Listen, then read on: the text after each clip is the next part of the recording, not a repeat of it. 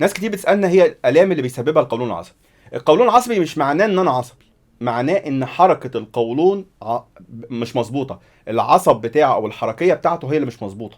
بمعنى القولون ده المفروض ان هو اسطوانه، ده بينقبض ده بينبسط ده بينقبض ده بينبسط وبيمشي. اللي بيحصل في القولون العصبي عدم تناغم في الحركه دي، فبتدي يحصل الم. فالقولون العصبي ممكن يعمل الم، ممكن يعمل امساك، ممكن يعمل اسهال، ممكن يعمل مخاط. لكن القولون العصبي استحاله يقوم مريض من النوم. القولون العصبي بيعمل الام مع ممكن الاسترس والتوتر يزودهم، لكن مش هو اللي عامل الاسترس والتوتر. الامه ممكن تعمل لك ستريس وتوتر ممكن، لكن مش العكس. فمهم قوي ان احنا نفرق ما بين القولون العصبي والقولون العضوي. العضوي يعني فيه التهاب عضوي في القولون، فمهم قوي ان احنا نبقى فاهمين ده. واحد يقول لك انا باكل بطني بتوجعني، ده مش قولون، الاكل بينزل المعده ما بينزلش القولون، لازم ندور ورا المعده. القولون ده بيجي لك نوبات اكتر من 2 ل 3 في الاسبوع، والموضوع ده بيتكرر في اخر 3 شهور.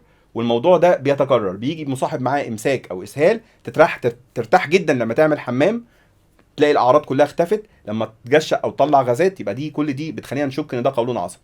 قولون عصبي تشخيصه بالاستبعاد، مش معنى ان مريض جاي يقول لك انا بطني بتوجعني لا انت قولون عصبي خد علاج قولون عصبي، لا، لازم الاول ندور على الاسباب العضويه. الاسباب العضويه طالعه سليمه، يبقى انا كده بفكر في موضوع القولون العصبي. ومش معنى ان حضرتك عصبي يبقى قولونك عصبي.